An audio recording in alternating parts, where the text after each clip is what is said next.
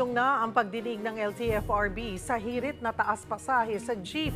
2023 pa, nakabinbin ang petisyon na gawing 15 pesos ang minimum na pamasahe sa jeep. Pero ngayon pa lang ulit ito pinag-usapan matapos silang bigyan ng pisong provisional increase. Bukod sa jeep, kasado na ang taas singil sa pamasahe sa LRT Line 1 simula po yan sa Abril a 2. Magiging 20 pesos na ang minimum fare o pinakamababang pasahe sa single journey ticket at 19 pesos naman sa stored value ticket. Kung end-to-end naman ang biyahe, nasa 55 pesos ang babayaran para sa single journey ticket at 52 pesos naman kung stored value ticket. Samantala, 45 peso fare hike naman ang hiling ng mga Transport Network Vehicle Service o TNVS groups na nagprotesta sa labas mismo ng opisina ng LTFRB kanina. Sinisingil din nila ang refund sa mga discount na ibinigay sa mga senior citizen, PWD at estudyante na mga tsuper ang sumagot. Kaugnay niyan at iba pang issue, magkakausap natin si LTFRB Technical Division Head Joel Bolano. Magandang tanghali po sa inyo, Sir Joel. Magandang tanghali, Ms. Cheryl, at sa lahat ng iyong taga-subaybay. Good noon. Salamat po sa oras. Simulan po natin sa dinidinig na ngayon na fare hike petition para nga sa mga jeepney. Taong 2023 pa, pending po itong hiling na gawing 15 pesos yung minimum fare sa jeepney. Mapagbibigyan na po ba ito ngayon? Sa ngayon, Ms. Cheryl, doon po sa naging hearing po kayo ng umaga ay pinagsusubmit po ng updated position paper yung ating pong petitioner para po ma-deliberate ulit ito ng board. So binigyan po sila hanggang sa February 28 para po may submit po yung kanilang position paper.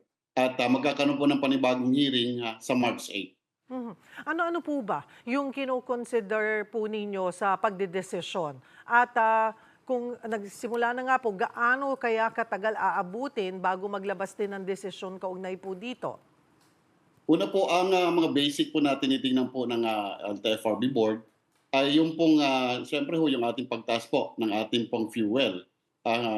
Pangalawa po, tinitingnan po yung magiging effect nito sa ating economy, kaya ho, lalo na po sa inflation. Kaya tinitingnan ho ng LTFRB yung magiging input ng ating NEDA at doon po sa position din ng ating mga commuters. So binabalansi po ito, Ms. Cheryl, ng LTFRB para pag naglabas po ng decision ang board ay pare-pareho pong magbe-benefit yung ating petitioners at yung ating pong mga pasahero. At once po na-desisyonan, kung magtataas po, gaano kabilis na ipatutupad po itong fare hike kung sakali man na maaprubahan Kung sakali man na magkaroon po ng increase, magkakaroon ng po ito ng 15 days publication sa isang dyaryo. Then after 15 days, mag-effect po yung pag-increase ng fare.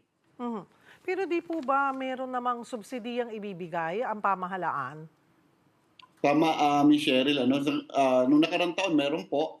Ngayong taon, meron naman pong inallocate ang ating pamahalaan diyan na nagkakahalaga po ng 2.5 billion. So kapag po ito ay na-release na po yung fund, ay sisimulan na rin po yung pag-prepare na maipamigay po yung 2.5 na ito doon po sa ating mga beneficiaries. Pero ito po bang consideration din po ba itong 2.5B na ibibigay na subsidy sa ating mga driver po doon sa pagdedesisyon dito sa hiling nila na fare hike?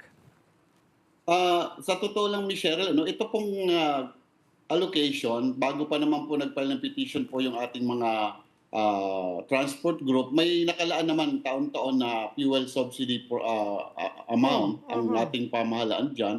So, ang nagtitrigger lang nito ay yung international cost ng ating per barrel. Yun po ang nagtitrigger nun. So, magkahiwalay po siya, Ms. Cheryl. So, kung pwede rin mag-increase, pero nandiyan pa rin po yung fuel subsidy dahil nga po may budget po itong binibigay ng pamahalaan para po sa ating fuel subsidy program. So hindi po maaapektuhan yung fuel subsidy whether umakyat o mag-aprobahan yung pamasahe or hindi. Nandyan yan. Talagat ibibigay at ibibigay po yan. Tama po, Michelle. Isunod ko po naman yung protest caravan ng TNVS operators at drivers. Dahil nga po nila magkaroon ng fixed minimum rate para po sa short distance trips. Ano po ba ang aksyon dito ng LTFRB?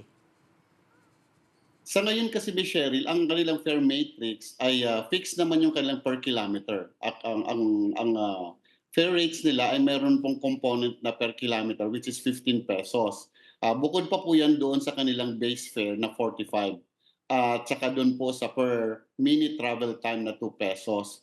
So, yun po ang sinusunod na fare matrix natin. So, pag short distance ka po, kung 1 kilometer or more than a kilometer lang, dapat 15 pesos lang yung tusinyalan bukod doon sa per minute at doon sa tinatawag natin na base fare na automatic, pag nag-book ka ay kasama na agad doon sa kanilang fare.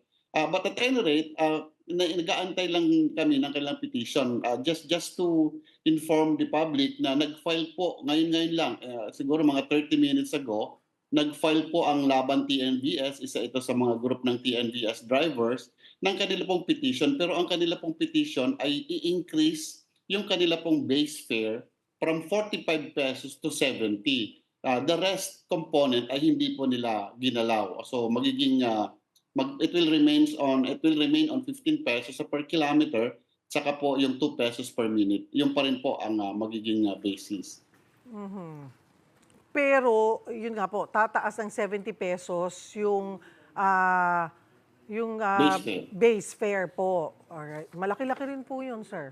Yun po yung petition nila, Ms. Cheryl, na ngayon po ay ini-endorse na natin sa legal para po ma-set for hearing po ito.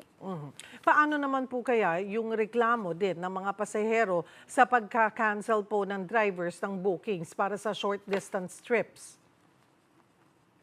Ayan, yung pong mga nakakaranas po nito na may mga cancellation dahil po whatever the reasons, pwede po nila itong itawag sa LTFRB kasi lalabas po yan, refusal to convey.